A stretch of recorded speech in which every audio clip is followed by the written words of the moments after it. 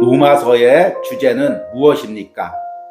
바울은 그것을 1장 16절과 17절에서 아주 명백히 나타내고 있습니다.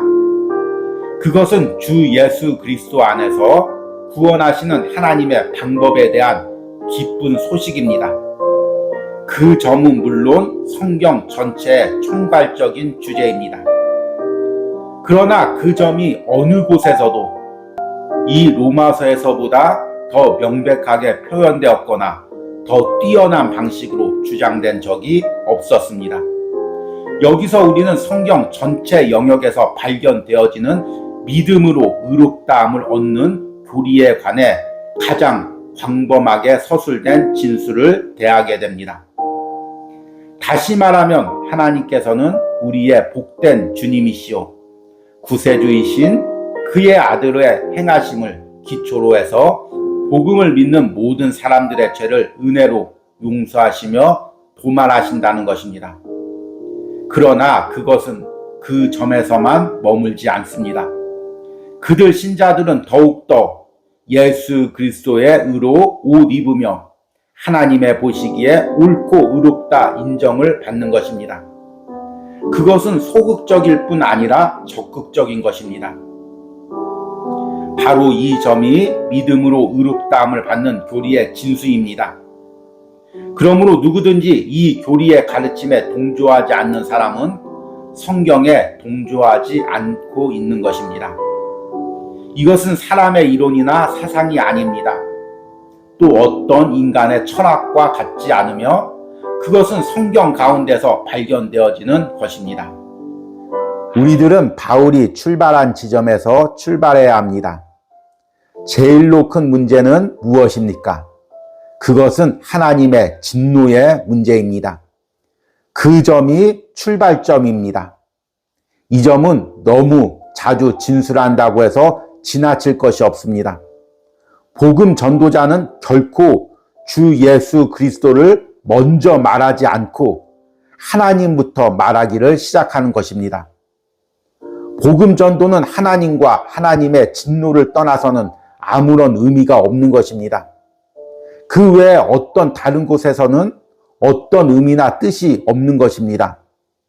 우리는 사람들을 예수에게 오라고 초대할 때 예수를 하나의 친구로서나 육신을 치료하는 자로나 한 조각의 평안을 주는 자로 소개해서는 안 됩니다. 그는 구세주입니다. 그는 잃어버린 자를 찾아 구원하러 오셨습니다. 그러면 왜 우리는 구원을 필요로 하는가? 그것은 하나님의 진노가 모든 사람의 불경건과 불의에 대하여 임하기 때문입니다.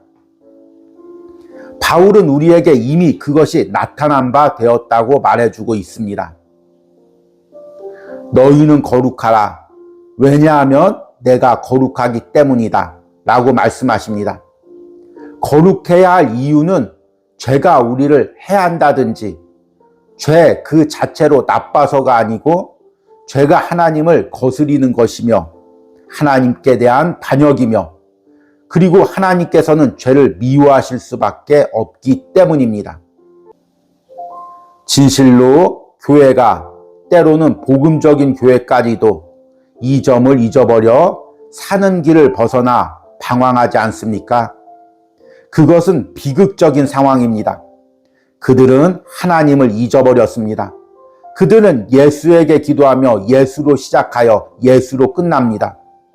그들은 결코 하나님 아버지, 즉 우리와 관련된 거룩한 하나님이요 완전한 의와 절대적인 거룩함 가운데서 계시는 하나님, 당신 자신과 당신의 거룩한 성품을 이스라엘 자손들에게 나타내셨던 하나님, 그 하나님 아버지를 언급하지 않습니다. 그러나 하나님의 그 점은 구약 전체를 통해서 일관성 있게 나타나는 커다란 메시지입니다. 20세기와 오늘날 생활에 대해 설명한다면 그것은 상실한 심령대로 인간을 버려두는 하나님의 진노의 또 다른 양태에 불과한 것입니다. 이것이 하나님께서 역사하시는 방법입니다. 하나님은 그의 사자들을 그들에게 보내어 그들을 억제하려고 노력하십니다. 그러나 만일 그들이 여전히 그들의 악한 길을 고수하며 반역을 계속하면 사도가 말한 대로 하나님께서 그들을 멋대로 내버려 두어 자기들 스스로 무엇을 행하도록 간섭하지 않을 때가 오는 것입니다. 하나님께서는 사실상 너희가 나 없이도 살 수 있다 생각하며 장담한다면 그래 보아라. 그리고 내가 그것으로부터 무엇을 얻을 것인가를 알라고 말씀하시는 것입니다. 그 점이 오늘날 야기되고 있는 상황입니다. 하나님께서는 사람을 이 부패한 심령대로 놔두시는데 그것은 벽에다 머리를 부딪히게 하여 자신의 어리석음을 깨닫게 하고 그렇게 함으로써 겸손해지도록 하기 위함입니다. 그것은 우리로 하여금 인간의 상태가 어떻다는 것을 생각할 수 있도록 하는 것입니다. 그러므로 사람이 얼마나 많이 사회적인 개혁을 단행했든지 간에 또는 얼마나 많이 불의와 악한 것들을 완화시켰든지 간에 그 모든 것이 하나님을 떠난 그의 어리석음을 회개케 하거나 깨닫게 하지 못한다면 하나님 보시기에 전혀 무익한 것입니다. 이 말씀은 유대인들이 자신들을 어떻게 생각하고 있는가를 보여주는 말입니다. 그것은 또한 비기독교인 중 자신들의 도덕성을 의지하는 오늘의 모든 사람들의 입장입니다. 그것은 그들이 스스로를 무엇이 말하는가에 대한 정확한 표현입니다. 그들은 그리스도와 그의 보혈의 필요성을 느끼지 않습니다. 그것을 반대하며 조롱합니다. 왜 그렇습니까? 왜냐하면 그들은 말하기를 자신들은 모든 선을 행하고 있으며 다른 사람들이 그렇게 되도록 하게 할 수 있으며 또한 그렇게 되도록 애쓰고 있다는 것입니다. 이들은 착한 사람들이며 고상한 사람들이며 다른 사람을 가르치는 선생들입니다. 당신은 어떤 사람이 그리스도인인지 어떻게 압니까? 그가 그리스도인이라면 그의 입은 닫혀 있습니다. 나는 이러한 복음의 솔직성을 좋아합니다. 사람들은 그들의 입을 닫을 필요가 있습니다. 사람들은 항상 하나님에 관해 말하며 하나님을 비평하며 왜 하나님이 무엇을 행하실까에 대해서 거드름을 피우며 이야기하길 왜 하나님은 이러저러한 일이 일어나게 내버려 두시는가 등의 질문을 내뱉곤 합니다. 당신의 입이 닫혀져 함봉되고 할 말이 없어지기 전에는 당신은 그리스도인으로 출발하지 않은 것입니다. 당신의 주장을 내걸고 당신의 모든 의를 내보이십시오. 그러면 당신은 할 말이 없게 됩니다.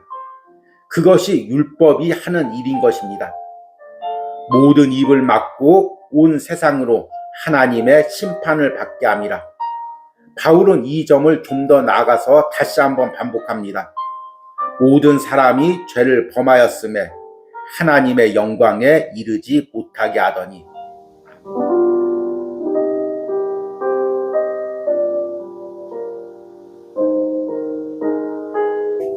그러나 이제는이란 두 마디 말보다 성경 전체에 나타난 말 중에 더 놀라운 말은 없습니다.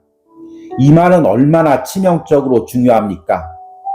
이 말은 그리스도인이라는 우리가 어떤 입장에 서 있는가를 테스트하는 아주 예민하고 철저한 시금석이 된다고 생각합니다. 여러분은 자신이 정말 그리스도인인지 아닌지를 확실하게 알고 싶지 않습니까?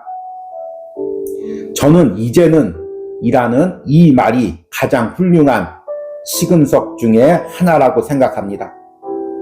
제가 이제는 이라는 말을 되풀이할 때 여러분 안에 하나님께 감사합니다 라는 감탄을 불러일으키는 무엇이 있습니까? 여러분의 체험 가운데 이제는 이라는 체험을 한 적이 있습니까? 당신에게 마귀가 와서 대들며 내 마음속에 아직도 존재하는 것이나 행하고 있는 것, 전에 행한 짓들을 보니 너는 그리스도인이 아니다 라고 비난하며 당신을 저주할 그때 당신은 마귀에게 무엇라고 대꾸합니까? 마귀의 말이 옳다고 머리를 끄덕입니까? 아니면 내 말이 옳다, 그러나 이제는 이라고 말합니까? 당신은 마귀에 대항하여 이 말들도 대적합니까? 혹은 당신이 성경, 즉 구약의 율법이나 산상설교를 읽음으로 정죄감을 느낀다든지 파멸의식이 들 때 당신은 절망에 빠져 땅바닥에 주저앉아 버리지 않습니까? 아니면 머리를 쳐들고 그러나 이제는 이라고 말합니까? 어떤 면에서는 신앙이란 진실로 일종의 저항이라고 말할 수 있습니다. 모든 일들이 우리들을 대적하는 것 같습니다. 단도직입적으로 묻습니다. 당신은 그리스도인입니까? 아닙니까? 그것은 대단히 중대한 질문입니다. 그 질문에 대한 당신의 답변은 당신이 어떤 사람인가를 단적으로 표현해 줍니다. 당신을 대적하는 모든 말을 듣고도 또한 가장 가혹한 환경 가운데서라도 그러나 이제는 이라고 말합니까?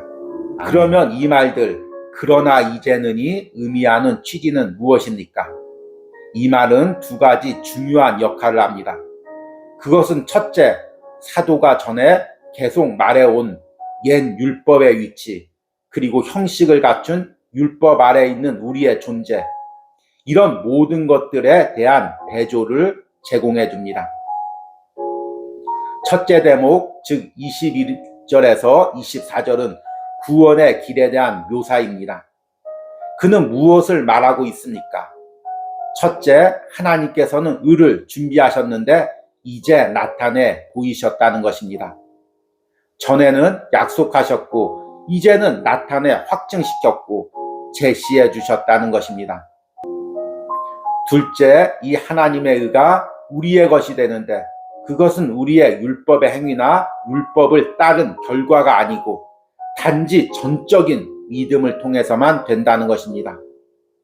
셋째, 이 길은 모든 자들에게 열려 있다는 것입니다.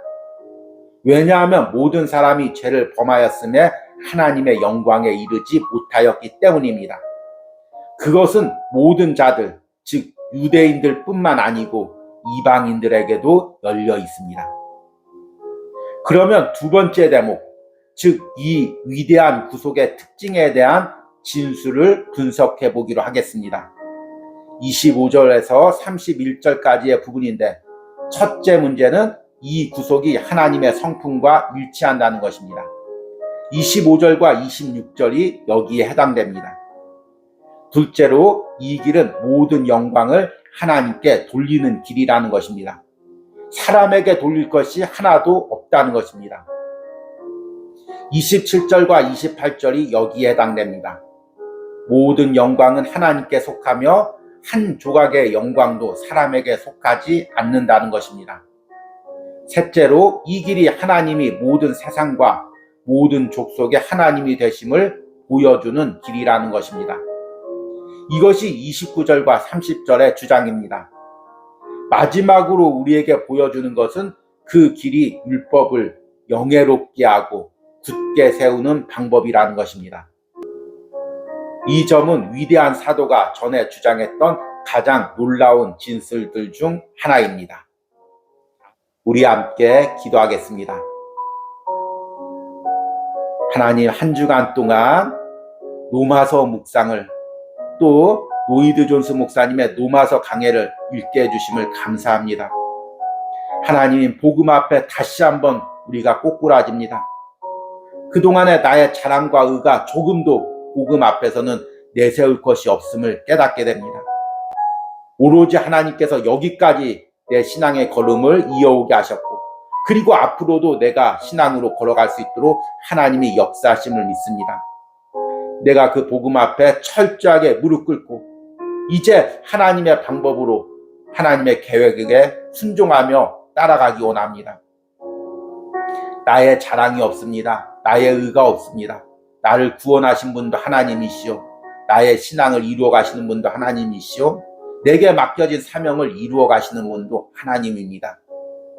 이 놀라운 은혜의 깨달음이 한 주간 노마서 묵상을 했던 모든 심령과 그들의 삶에 있게 하여 주시옵소서. 예수님의 이름으로 기도했습니다. 아멘.